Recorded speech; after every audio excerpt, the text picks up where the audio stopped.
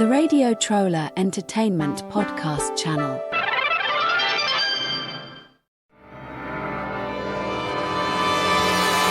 The music is reversible. And so is the podcast. This is Face the Music Reversible, an Electric Light Orchestra song-by-song podcast. Episode 005, First Movement, Jumping Biz.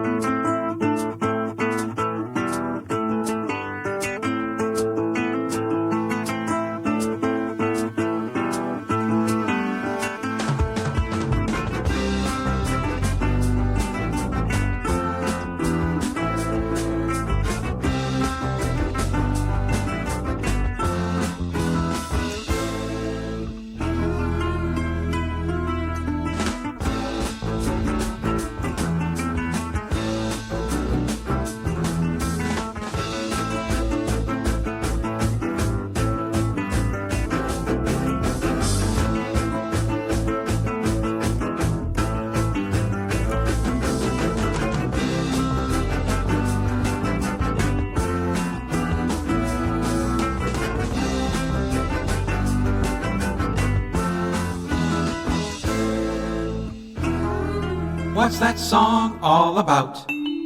First Movement, Jumping Biz is the fifth track on E.L.O.'s first album, Electric Light Orchestra / No Answer, and the first song on side 2. Recording of the song began on December 31st, 1970, when Jeff Lynne was 23 years, 1 day old. It was written by Roy Wood, and if you think it sounds like classical gas, you're not the only one. In 1972, Roy said, "Yeah, it's a copy. I used to sit in the dressing room and play classical gas and think it would be nice to write something like it. So I did. If you listen to it, you'll notice that in fact they are two different tunes played in the same style." Roy plays guitar and oboe on the song. It was the B-side to 10538 Overture, although in America, Battle of Marston Moor was the B-side of 10538 Overture. It was featured in the 1971 movie Freedom City. Hi, I'm Eric Winsenson. And I'm Eric Paul Johnson. And today's song is Classical Gas by Mason Williams. Oh, wait a minute. No, it's the other. No, it is. No, I think it is. No, wait. Yeah. Oh. No. Oh, no, this is First Movement Jumping Biz by Electric Light Orchestra. That's the band we're doing, right? Yes. This is First Movement Jumpin' Biz by Dave Mason, and Electric Light Orchestra did Classical Gas. Dave Mason would be with Traffic. Something like that. Okay. First Movement Jumpin' Biz was the flip side for 10538 Overture. And it kind of sounds like that kind of B-side that you would throw on a single because the front side is what you're trying to get played on the radio. That doesn't mean I don't like it, though. Yeah, I like this one. This is the first song we've come to on this album that I like. I genuinely like. Not like, kind of like it. It's not bad. I actually like this one. It's a nice song. It doesn't have a bunch of crunching cellos dogpiled on top of it. There's no speech by Roy Wood to overthrow the monarchy. It's a fun song, which I don't think we've hit any fun songs on this album yet. But I've also always liked Classical Gas, so I don't see why I wouldn't like this one either. Exactly. I really like the Spanish guitar intro. I know that's Roy Wood playing that, and that's where you're starting to see some strengths of Roy Wood. I mean, we've been bashing him and everything for his cello playing and everything else, but here you actually get to see where his talents lie, and he does a rather good guitar intro on this and carries it through. The other thing I like is, even though I know not one other member except Jeff Lynne of the classic lineup is here, you start hearing some of the actual tone that you would hear on later E.L.O. records. Yeah, and I think this one was recorded, 6 months after 10538 was recorded. I don't have the date memorized. I know it was in late December 1970. So maybe after 6 months, Roy got better at his celloing. And Bev Bevan's on here. So it's Bev, Roy, and Jeff. It's also mixed a lot better than a lot of the other songs on the album. It sounds like a fuller mix rather than a very skeletal demo type sound. Yeah, that's another point in this song's favor. It's mixed well. It doesn't sound all muddled and muddied with everything up high and loud. It's been a long time since I've listened to this album, so I'm not really sure in my head what's coming up after this. But as for right now, it's probably the best mixed song on the album. This probably should have gotten its own release. I mean, wouldn't be the first time that a E.L.O. instrumental gets a lot of radio play. Well, it would have been the first time. It would have been the first time, but... But yeah, this would have been a good single release, because I can't really think of much else that would have been a good single. Maybe Whisper in the Night. But I think this one would have definitely had more hit potential than Whisper in the Night. I was alive back then. I don't think you were. They should have had consulted us about what singles should be released from this first album. I mean, I was only 1.5 at the time, but I think I could probably see what smile comes up on my face and which one scares me. Yeah, I wasn't around yet. I still had, I think, about a year before I showed up on the scene, but I would have been more used to being exposed to John Denver at that point, I think. And this is off topic, but I think we got some time to kill. It's something that hit me this morning, and I didn't really have a chance to look at it, but has Jeff Lynne ever had a job? And I'm not knocking being a musician, because I know that's work.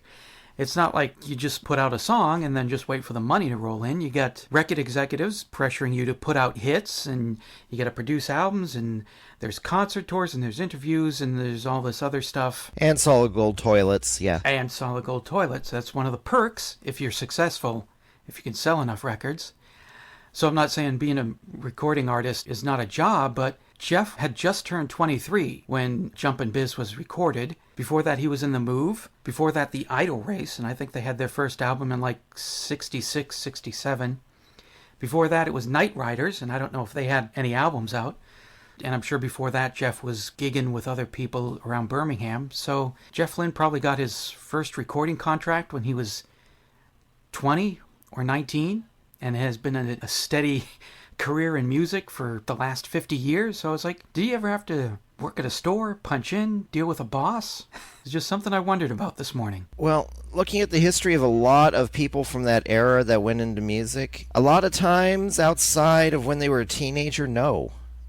Because many of them took on to music when they were really young. Mm-hmm.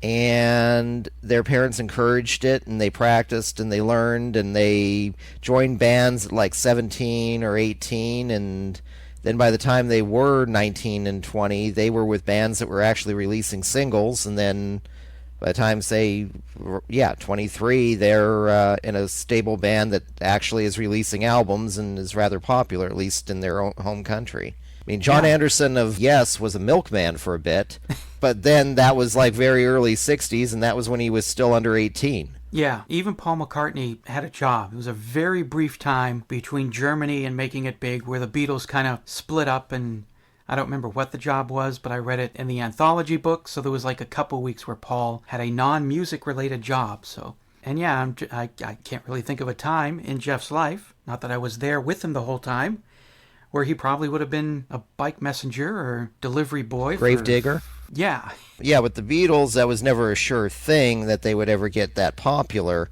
So Yeah. all of them worked other jobs beforehand and really worked their butts off in Germany to get their name out there. But yeah, a lot of the other musicians that came after them, and these musicians that were already practicing and everything, they were all, oh, this can actually be done. So then they were able to make the decision to go into it full time. Yeah, and I guess in the 60s, there would be more attention of record labels after the Beatles and the Rolling Stones and all that blew up big, that record companies would be like more likely to be chasing after all these young kids who want to be the next Beatles and all that. Right. And then a lot of them that did work jobs worked also in fashion or worked in record stores and kind of all around the scene itself anyway. Yeah, so they would have ins and connections.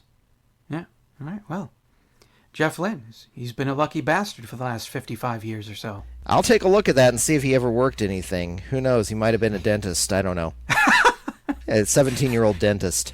I know he's 17, but I'm still picturing Jeff Lynne with that big fro and those sunglasses and goatee or beard walking in, and I'm your dentist today. Well, you look at the cover of the Idle Race album, he still had the fro. He did. I do have that Idle Race album. So, okay. I think we've drifted plenty enough for this episode, so we can yes, probably we wrap it have. up now. Great song, even though it sounds like another great song, but hey, Yeah. Mason Williams then did a version of Green Sleeves that sounded like Classical Gas, so can't really rag on Jeff Lynne too much for that. There you go. How do you do, Mr. Sponsor? How do you do? Here's the time for a commercial for you. We'd be glad to put it in if you'll get up a tin. How do you do, Mr. Sponsor? How do you do? Whoa, sponsor! Whoa, sponsor! Now, here comes the music. Good day or good night as the case may be. 'Tis I, Mike Hudson, here to review Classical Gas by Mason Williams for today's Face the Music Song by Song E.L.O. podcast. What? Oops, just like Britney Spears, I did it again. We're not here to talk about Classical Gas. We're here to talk about First Movement, Jumpin' Biz. But you gotta admit, the two songs do have a similar feel to them. However, the melodies are entirely different. It's just the overall sound of the song. Even Roy Wood himself said he was inspired by Classical Gas for this one. Both songs are acoustic guitar pieces with several movements and an orchestration. I'm going to cut to the chase. I love this song. It's Roy's best track on the album, just ahead of Look at Me Now. I could listen to this one over and over again.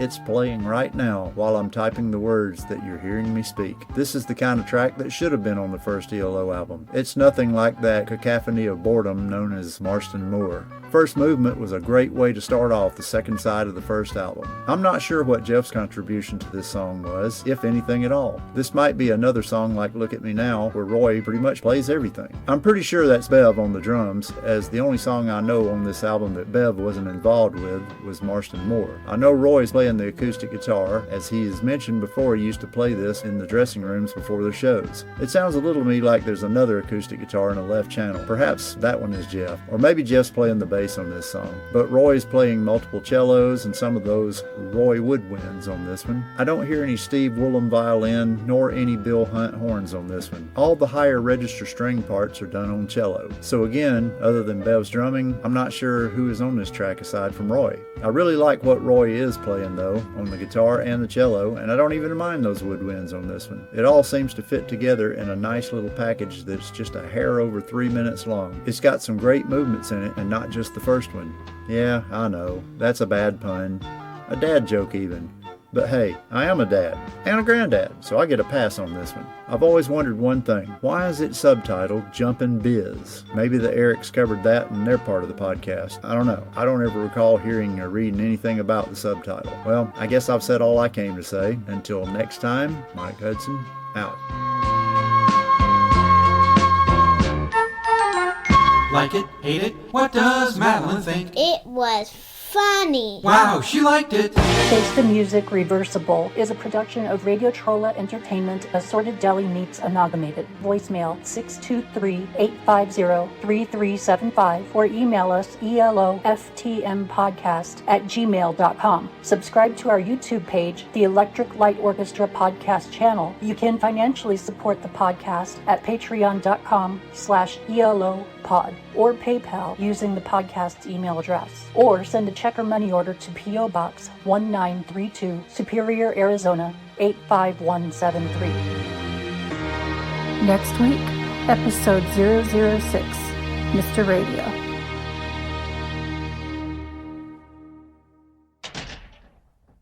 REPC, the Radio Trolla Entertainment Podcast channel.